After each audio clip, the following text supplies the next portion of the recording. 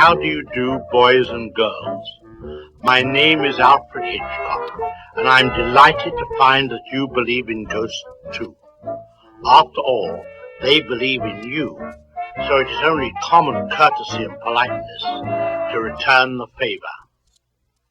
As a matter of fact, I tell them human stories all the time, and they enjoy them immensely. Now, of course, the best way to listen to ghost stories is with the lights out. There is nothing like a dark room to attract ghosts, and you may like to have some of our mutual friends come and listen with you. Are the lights out? Good. Doors closed? Blinds drawn? Excellent. Don't worry about the ghosts getting in. They can slither through keyholes and under doors, you know. Now just be quiet. Hear that slithering? Ah, good.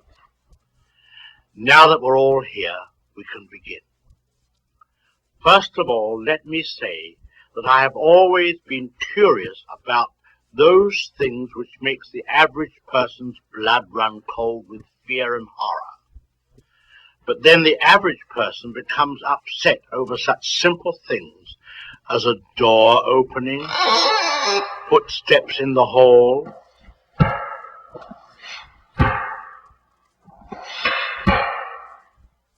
an ordinary owl or cat. And they make such a fuss over simple things like the fluttering of a bird's wings, a girl's voice on a summer evening, or for that matter, a dripping faucet, as we seem to have here. But you and I are above these things. However, it might be best for me to get a wrench and turn that water off completely.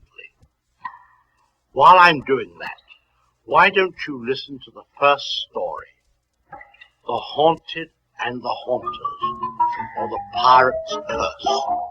It's about the housing shortage some years ago.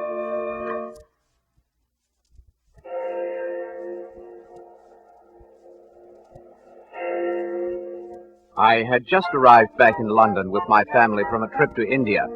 It was the spring of 1894, as I recall, and the first job at hand was to find quarters for ourselves and our servant, a nice, agreeable chap named Alfred. After several days of touring the busy streets of London, I finally found a house that was unoccupied. Taking down the address of the owner, I went around to see him. He was delighted to see me, much too delighted, in fact. He said he would let me use the house rent-free for an entire year if I could move in immediately. Poor fellow had the idea the place was haunted. For my part, I was delighted and made plans to stay there that very night. I was pleased to find that Alfred was willing to join me in the little adventure. I sent him on ahead and ran around to our hotel to notify my wife of our good fortune and tell her I was spending the night in our new house. I reached the house, knocked, and my servant Alfred opened the door. He lit a candle, and we went to the rooms we were to occupy for the night. My bedroom was the largest. The four-poster bed was opposite the fireplace, and Alfred soon had a fire burning bright and clear. A door communicated with the small room that Alfred was to occupy, which had no other exit but that door leading to my bedroom. In the bureau, which rested near the bed, I found an old silk kerchief, a few odds and ends of female dress, and two faded letters tied round with a narrow ribbon of pale yellow. While I read them, Alfred opened a small box and removed a revolver and a dagger which I had ordered him to bring. One could never tell. Each letter consisted of one line. The first stated, "What's done can't be undone," and the second, "There's nothing against you unless the dead could come to life." In a shaky female hand had been written, "They can." It was then that I noticed on the outside envelope the words, "Lost at Sea." I laid the letters on a table in the center of the room, stirred up the crackling fire, picked up a volume of Dickens, and read quietly enough until about 11:30. I told Alfred he might retire to his room. A few moments before midnight, I felt a sudden draught of cold air pass by my cheek. I fancied the door to my right had got open, but no, it was closed. I then looked to the left and saw the flame of the candles flicker violently. I sprang up and seized the revolver and the dagger. Then I heard 3 slow, loud, distinct knocks at the head of my bed. Suddenly, Alfred ran from his room. If ever I saw horror in the human face, it was then. He gasped in a hollow whisper that scarcely seemed to come from his lips. "Run! Run! It is after me!" He ran to the landing and down the stairs, taking several at a time. In a moment, I heard the street door open and slam shut. I was alone in the haunted house. Then, I saw it. How shall I tell you what it was like? It was a darkness, shaping itself forth from the air in very undefined outline. I cannot say it was a human form, and yet it had more resemblance to a human form than anything else. As it stood, its dimensions seemed gigantic, the summit nearly reaching the ceiling. As I stared, I thought that I distinguished 2 eyes looking down on me from the boiling air. I tried to speak, but could not. I could only think to myself, is this fear? Is this fear? I tried to move, but could not. I felt as if I were weighted down by an irresistible force. Opposed to my will was another, far superior. My fear now became horror, horror that no words can convey.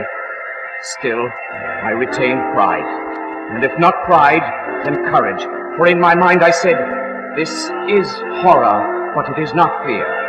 Unless I fear, I cannot be harmed. With a great deal of effort, I reached my hand out toward the dagger on the table, but as I did, I felt a strange shock on my arm and shoulder, and I was powerless. And now the light slowly began to wane from the candles. The same was happening with the fire. In a moment, the room was in utter darkness, and my terror reached a climax. And wonder of wonders, I broke forth with the words, "I do not fear, my soul does not fear." With that, I found the strength to leap from the bed and rush to the window and throw back the curtains and fling open the shutters, for my first thought was, light! As the bright moonlight flooded into the room, I felt a joy that almost compensated for the previous terror. Then came the same measured knocks I had heard before. The entire room began to vibrate. A chair advanced itself from the far wall to the table, and in it there now grew a shape. It was that of a young woman with long blonde hair which she was combing. And as she combed, she looked at the door to the landing as if waiting. The shadow on the far wall seemed to grow darker and darker. It also seemed to be waiting. Now from that door appeared another shape, that of a young man in the dress of a century ago. He moved toward the young woman, and as he did, the great shadow struck, boiling down over the two. There was a soft chuckling sound.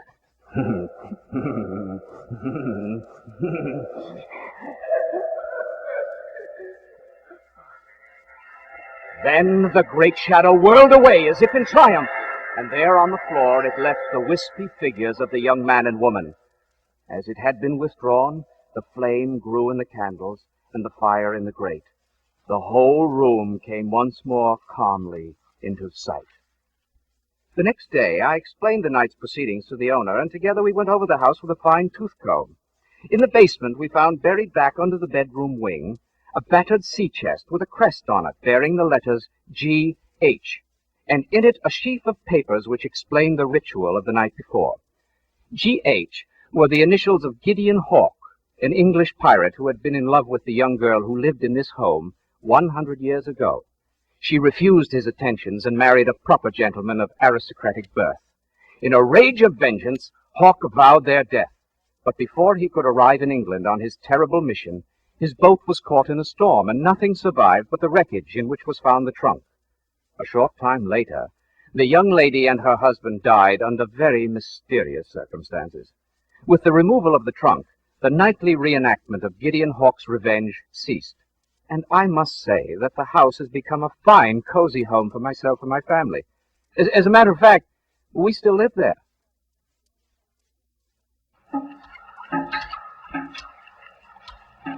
As you can tell, I didn't manage to find a wrench, but I did find a pail, which is just as well as the drain pipe is quite clogged and rusty. Whilst I consider the next step in my plumbing problem, you can listen to another innocent story, The Magician, or Till Death Do Us Part.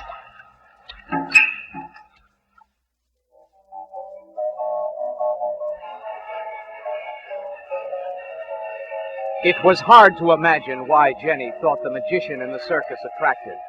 He had large, bulging eyes, a high-domed forehead, and a thin slit of a mouth which twitched slightly all the time. But, dressed in his top hat and wearing a red silk lined cape, he was everything a poor romantic little farm girl could ask for, especially a little farm girl whose life was one dreary day of drudgery after another. Perhaps it was the strange, hypnotic feeling she had when he said, "Jenny, eh? What a pretty name. What a pretty girl. And you say you would like a job as my assistant in the circus? Come in, Jenny." She stepped into his wagon and looked about, and was so entranced by what she saw that she was only dimly aware of the door swinging shut and the lock clicking behind her. The room was filled with strange things. A bat bobbing in a large jar of alcohol. Pictures of strange creatures with 5 legs and 6 eyes. On the walls, strangely colored charts of the sun and the stars. The windows draped with a thick purple gauze. A mummified cat baring its teeth. And huddled on an old bent chair in one corner was a young girl of about her own age. "I was just talking to Esmeralda here," said the magician. "She's been a bad girl, haven't you, my pet?" "I won't stay here any longer," said the girl in a tearful voice. "That's one," said the magician, his mouth twitching a bit more than usual. "I won't be your assistant any longer," said Esmeralda. "That's 2, twitched the magician as he took a step toward the girl. Jenny whispered, "What are you going to do?" The magician turned his large eyes on her and said, "I'll be with you in a moment, my dear." Esmeralda ran to the door, but it was locked. "Let me go!" she screamed. The magician waved a long, bony finger at the girl and said, "That's 3!" With that, there was a blinding flash.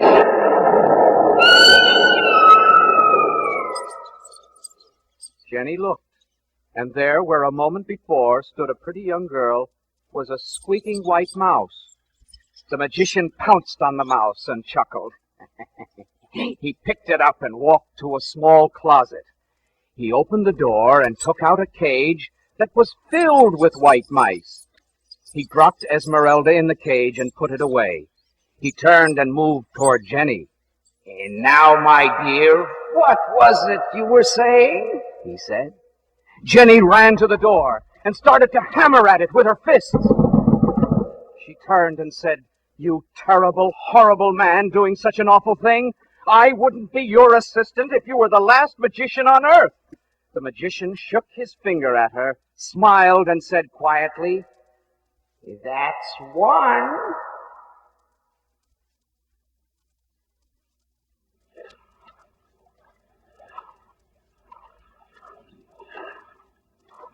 Well, the water is well up over my ankles, but I managed to find an old set of hip boots. At least the rugs and floors here will get a good washing down. Now here's a story called Johnny Takes a Dare, or The More the Merrier. The best thing about the new house they were building down by the woods at the other end of town was that there wasn't any watchman. You know how cool it is to play in a house that's being built? All that sand and all those wooden beams over the cellar that you can walk tightrope on? The kind of playing that it's a good thing parents don't know anything about, because if they did, they'd have a fit. Well, it all happened on a Saturday in the summertime, the time of year when you have dinner and still have a few hours of daylight left to play in. Johnny, a husky 10-year-old, and his pals were playing King of the Hill on the sand pile by the new home. And Johnny was doing a pretty good job of being the king. As they wrestled up and down, the sun slowly set through the trees and cast long, shadowy fingers across the unfinished house and the great piles of unused lumber. The darker it got, the brighter glowed the red warning lantern which the workmen had left behind, until finally everything was bathed in an eerie red glow. Finally, the game stopped, and the boys, breathing heavily, looked about them. "Gee, it's scary, isn't it?" one of the boys said with wide eyes. "Nothing to be scared of," said Johnny, who liked to think that he wasn't scared of anything. One of the boys whispered, "Gee, fellas, I think I'll just head on home." "Oh, yeah," whispered another boy. "I'll bet that you get out of here as fast as we do." Johnny yawned and stretched. "I don't know, fellas. Maybe I'll just spend the night here." The whispering boy said, "Go on. I just dare you to." "What'll you give me if I do?" said Johnny, who liked to take dares to show how brave he was. "My new scout knife," whispered the boy as he edged toward the road home. "Sure," said Johnny, "like taking candy from a baby. Drop off and tell my folks I'm camping out for the night." Johnny looked around and started for the unfinished house.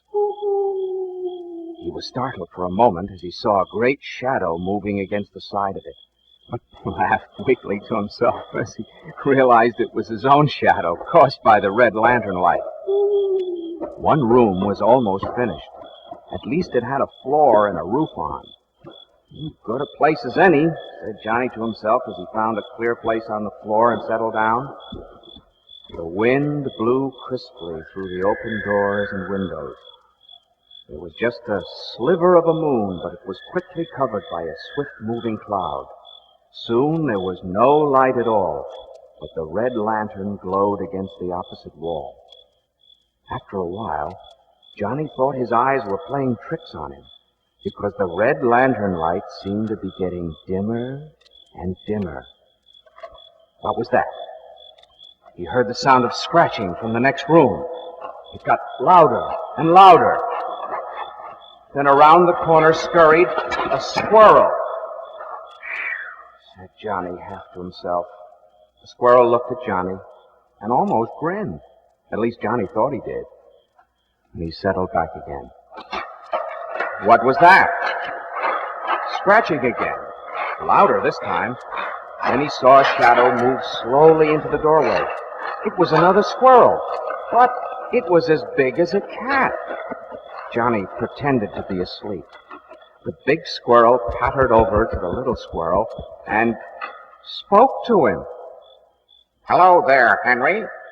Well, what are we going to do with him?" "Good evening, Clarence. We'll wait until Charlie comes," said the little squirrel. And they both turned and grinned in Johnny's direction. Through half-closed eyes, Johnny thought that their teeth were awfully long, and that he didn't care so much about that new scout knife. A few moments later, there was some more scratching. Pretty loud this time, and in the door came a squirrel as big as a sheepdog. He shuffled over to the others and nodded in greeting. Henry? Clarence? What'll we do with him?" Henry piped up. "Like I just told Clarence here, George.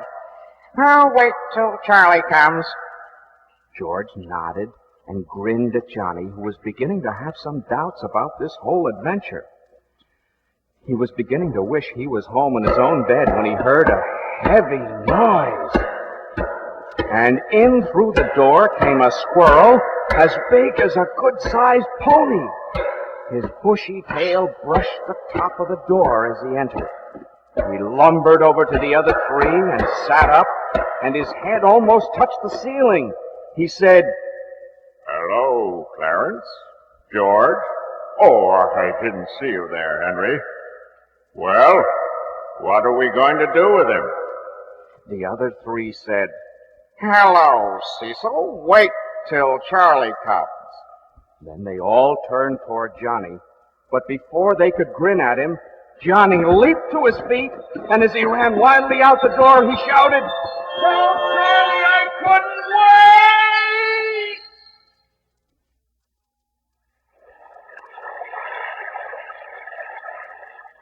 I managed to find the most marvelous chair. It floats beautifully. And you really mustn't worry a bit about all this. We English are a seafaring people, you know. I just must be careful not to tip over.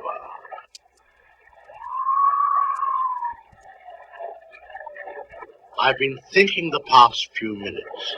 It's interesting to note how being afloat makes one thoughtful. The soothing motion, I suppose. At any rate, I was thinking that perhaps it might not be a good idea for you to listen to too many ghost stories. For instance, this is the sort of thing that could possibly happen.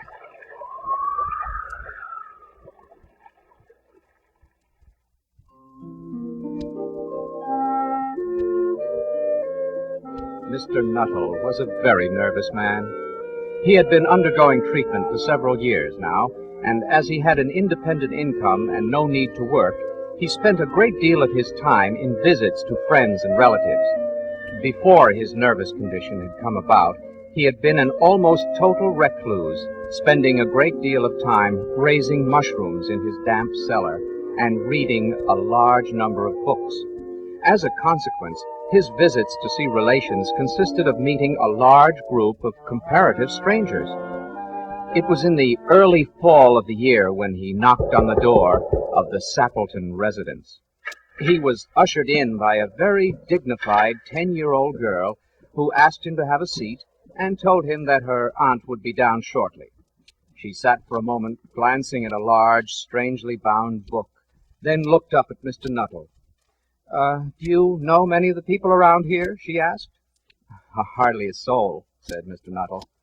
"Then you know practically nothing about my aunt," said the girl. Mr. Nuttall admitted he knew only her name and address. The young girl smiled sympathetically. "Her great tragedy happened just 3 years ago." "Tragedy?" inquired the nervous Mr. Nuttall. The girl pointed to the French windows leading to the lawn. "You may wonder why we keep that window open in the fall of the year." "It is quite warm for this time of the year," said Mr. Nuttall, shifting in his chair. "But has that window got anything to do with the tragedy?" The girl then told him this story. Out through that window 3 years ago this very day, her husband and her 2 younger brothers went off for a day's hunting in the woods you can see there. They never came back.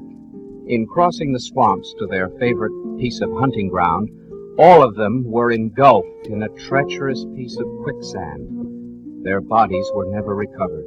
That was the dreadful part of it. My poor aunt thinks they will all come back someday, they and the little brown dog that was lost with them, and walk in that window just as they used to do. That is why the window is kept open every evening till night falls.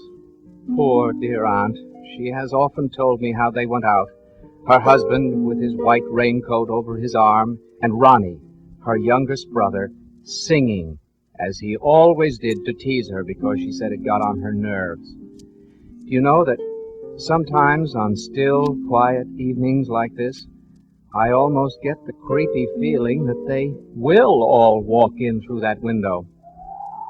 Mr. Nuttall shuddered and was relieved when the aunt bustled into the room with a whirl of apologies for being late and making her appearance. "I hope Vera has been amusing you," she said. "She's been very interesting," said Mr. Nuttall, glancing in the direction of the open window. The long shadows of the late afternoon made the distant trees even gloomier, he thought. "I do hope you don't mind the open window," said the aunt in a brisk voice. "My husband and brothers will be home shortly from hunting, and they always come in this way. They've been out in the marshland today, so they'll make a fine mess on my poor carpets." "So like you men folks, isn't it?" She prattled on cheerfully about the hunting and the scarcity of birds and the prospects for duck in the winter. To Mr. Nuttall, it was all purely horrible. He made a desperate but not too successful attempt to turn the talk to a less ghastly topic, but he was conscious that his hostess was not giving him a great deal of her attention. Her eyes were constantly straying past him to the open window. He thought it was an unfortunate coincidence that he should have paid his visit on this tragic anniversary. He cleared his throat nervously and tried once more to capture the attention of his hostess. The doctors agree in ordering me complete rest, an absence of mental excitement, and the avoidance of anything in the way of physical exercise. On the matter of diet, they are not so much in agreement." "No?" said the aunt. Then she suddenly brightened into alert attention. "Here they are at last, and just in time for tea. Don't they look as if they're muddy up to the eyes?" Mr. Nuttall shivered slightly and turned toward the little girl to give her a smile of sympathy. The child was staring out through the open window with dazed horror in her eyes.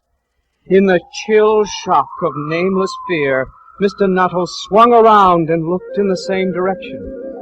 In the deepening twilight, 3 figures were walking across the lawn toward the window. They all carried guns under their arms, and one of them carried a muddy white raincoat. A tired brown spaniel was close at their heels. Noiselessly they neared the house, and then Mr. Nuttall heard, "Do you ken John Peel in his coat of grey?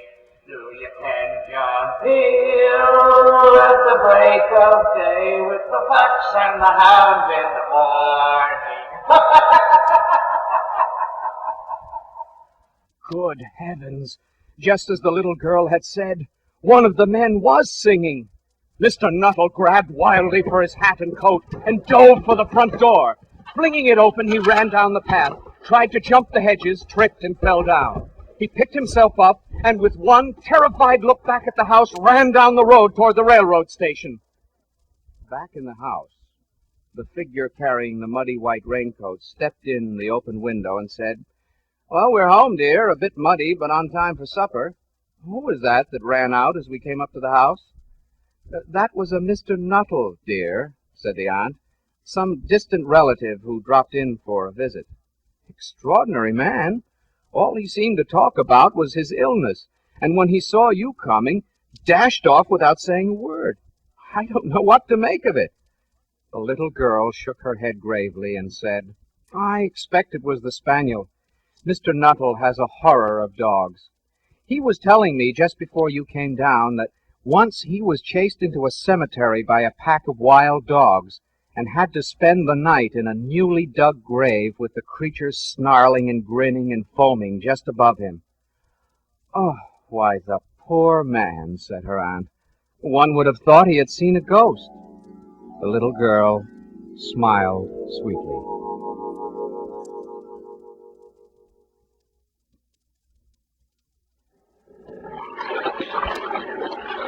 I'm listing rather heavily to the starboard side, and unless I can paddle my way to the kitchen to find some high ground, I may not be with you much longer. Well, at any rate, whilst I attempt this intricate naval maneuver, here's a story about a man named Sam Preston, which I refer to as the Helpful Hitchhiker. You probably never heard of Sam Preston. I didn't till one rainy night in spring a couple of years back. I was barreling along Highway 6 into the foothills of the Rockies in a 30-ton diesel carrying about 20 tons of high-octane gasoline. It was pretty windy, too, as I recall. But even though the visibility was not so good, I had to make time on account of that flat I had outside Omaha. Almost midnight, and I wanted to get to a diner and get some coffee because I needed it pretty bad. I was having trouble staying awake. I've been doing these long hauls for about 15 years now, but I never made this route. Anyway, I'm doing about 50 and staring at the white line in the highway, and rain is splashing off the windshield, and the wipers are going lickety-split. And then I saw him. Now, I'm not one to pick up hitchhikers. You never know. Might be a hijacker. Besides, we got orders not to. I got a glimpse of him as I went by, and what the devil, here's an old guy out in the storm and no raincoat, and it's a good 10 miles to anywhere. So I hit the brakes hard, and I could feel all that gasoline sloshing around in the big tank piling up the weight behind me. But I pumped the brakes till I stopped and then waited for him to catch up. Boy, was he soaked. He swung up into the cab and dropped into the seat. "Thanks, fella," he said. "Here," I said, and I handed him a towel that I always keep handy for washing and shaving. Before I even asked him, he tells me he was out walking and got caught in a storm. Wasn't going far, he said, but every little bit helps. Seemed like a gentle old guy, gray hair and all. Used to be a driver himself, so he knew all about trucks and long hauls. Said he stopped driving about 10 years ago, and now he had a part-time job. Didn't tell me what it was. His name was Sam Preston. Anyway, he knew the roads, and we talked some. Every so often I'd glance over at him. The lights from all the dials on the dashboard gave him a funny look, like he was sitting there in kind of a misty glow. And his voice was like a whisper that somehow cut through the noise of the motor. Those diesels make quite a racket, you know. Oh, he asked about my kids, which was pretty strange since I didn't recall saying anything about them. Well, after a while, he told me that the place he got off was just a little ways ahead, and so I started to slow down. Just before he got out, he told me about a diner that was about 2 miles up ahead, but said to be careful because of a hairpin turn just before you come to it. The curve was not so bad, but this time of year there might be rock slides, especially with all the rain. He jumped out and thanked me, and I leaned over to the other side of the cab to thank him for the tip, but I couldn't see him. Just like that, he was gone. I didn't see any houses. So about 10 minutes later, I ran into that hairpin turn, and it was a good thing I was taking it easy, because there in the road ahead was a great big rock slide, just like Sam said there might be. I left the lights on, and I jumped out. The truck couldn't get by, and I'd have to call the main office. I crawled over the big boulders, and I saw the lights of the diner. Just then, a state trooper car drove up and told me they'd have a bulldozer there in a couple of hours, and I could get through then. So I went over to the diner.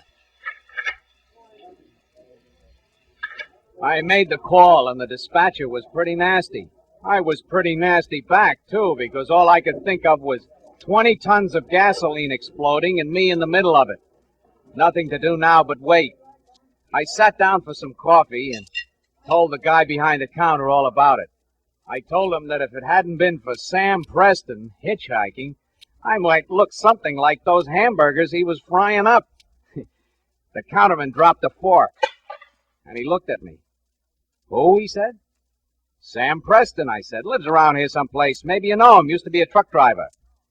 "Yeah, that's right," said the counterman. Sam Preston was a truck driver. About 10 years ago, he was caught in a rock slide out there about where your truck is standing. He was killed.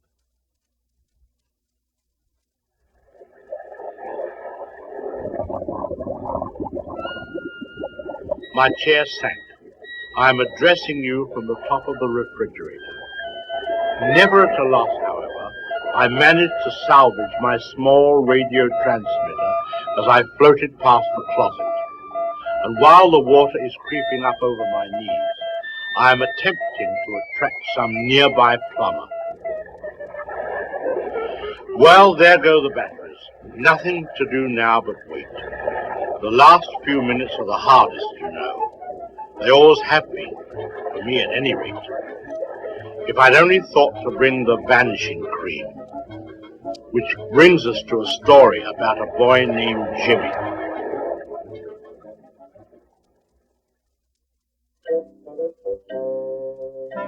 Jimmy knew all about the haunted house. He knew that it belonged to his Aunt Mary, but she would never talk about it. She said the stories about the house were silly nonsense and that there were no such things as ghosts. If all the villagers weren't a lot of superstitious idiots, she would be able to rent the house, and then she would have enough money to buy Jimmy some decent clothes, and best of all, take him to the movies as often as he would like to go. Jimmy thought about the house a lot. If he could only prove there wasn't any ghost. And so one Saturday morning, when his aunt was in the village, Jimmy took the key to the haunted house and started out. Nothing to be scared of, he told himself. Ghosts aren't around in the daytime. But when he pushed through the dark, gloomy path and looked at those blank, dusty windows, he wasn't so sure. He walked up to the porch and stopped. His feet didn't seem to want to go up the steps. It took him nearly 5 minutes to persuade them to move, but they finally did. They marched him right up to the door, and Jimmy put the key in the keyhole. It turned with a squeak, and Jimmy pushed the door open and went in. The hall was empty. And then, as he stood there, listening to the bumping of his heart, gradually the light faded. The hall grew darker and darker, as if something huge had come up the porch behind him and stood there blocking the doorway. Then the door, all by itself, began to swing shut. And before he could stop it, it closed. And it was while he was pulling frantically at the handle to get out that Jimmy saw the ghost.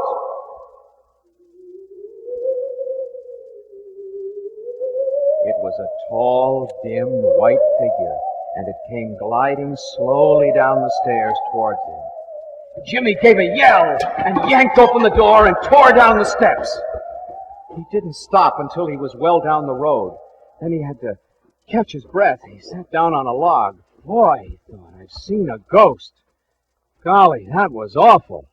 Then after a minute he thought, what was so awful about it? He was trying to scare me like some smart aleck who's always jumping out from behind things. Pretty silly thing for a grown-up ghost to be doing. You know, it always makes you mad when someone deliberately tries to scare you. And as Jimmy got over his fright, he began to get angry. And pretty soon he got up and started back. He thought at least he would get the key which he'd left in the door. This time he approached very quietly, and as he reached out cautiously for the key, he heard a faint sound. He peeked in, and there was the ghost. He was going back upstairs, but he wasn't gliding now. He was doing sort of a dance, and every other step he would double over and shake with laughter. He was enjoying the joke he had played on the boy. Well, this made Jimmy madder than ever. He stuck his head into the hallway and yelled at the top of his lungs. Boo! The ghost gave a shriek, leaped 2 feet in the air, and then collapsed on the stairs. Well, as soon as Jimmy saw he could scare the ghost even worse than the ghost could scare him, he wasn't afraid anymore, and he came right into the hall. The ghost was hanging on the banister and panting. He looked at Jimmy and moaned, "Oh, for goodness sake, boy. Heavens to bedsheets, what an awful thing to do." Jimmy smiled at him. "Now we're even." The ghost looked pained and said, "Look-a-here, Sonny, you don't understand. Ghosts are supposed to scare people. People aren't supposed to scare ghosts. It could be pretty serious for me if people got to know about it." Jimmy said, "You mean you don't want me to tell anybody about it?" "Suppose we make a deal," the ghost said. "You keep still about this, and in return well, let's see, how would you like to know how to vanish?" "Oh, but that'd be swell," Jimmy exclaimed. "But can you vanish?" "Sure," said the ghost. And he did. But his voice went right on explaining how handy it would be to get into the movies free, and if anybody wanted Jimmy to do some chores, they wouldn't be able to find him. But Jimmy had been thinking about things, and he said no, that there was only one thing that would keep him from telling people how easy it was to scare ghosts, and that was for the ghost to move into the old Miller house up the road. "That old shack?" said the ghost. "Have a heart, boy. The doors are half off. Roof leaky, rain dripping all over the place." So they argued about it. The ghost said if Jimmy wanted to make money, he could learn to vanish, then he could join a circus and get a big salary. Jimmy said he didn't want to be in a circus. He wanted to go to college and learn to be a doctor. So the ghost sobbed and cried and said he'd been living in the house for 30 years and now he was being thrown out into the cold world. Well, he was trying to make Jimmy feel cruel. But Jimmy didn't feel cruel at all and pointed out that the ghost had certainly driven plenty of other people out into the cold world. And at last they came to an agreement.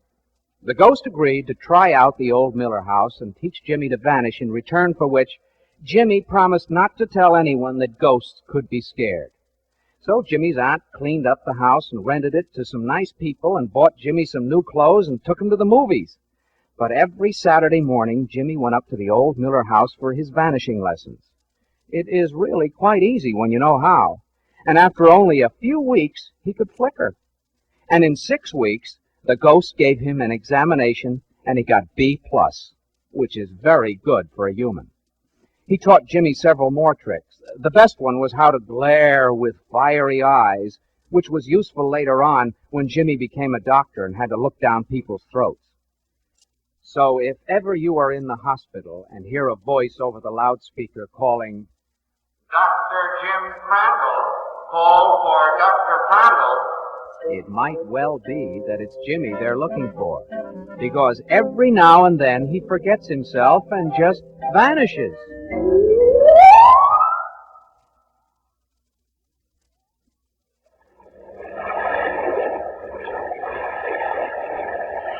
It's a good thing to know if ever you are staring into the darkness and you see something staring back, simply say, boo, and it will go away. In the time we have left, I might mention several other interesting things. Don't ever brag about what you'd do if you saw a ghost. It's a sure way to get them angry at you. Don't slam doors, as you might pinch a ghost. Don't leave sharp objects like knives lying around. A ghost might sit on them. Just keep convincing yourself you aren't frightened, that you are brave, that there is nothing that can scare you. I really can't go on much longer. There's only about 3 inches of airspace between the water and the ceiling. If you will be good enough to stop this record now, before the water can rise, I shall be more than grateful. Hurry, please hurry.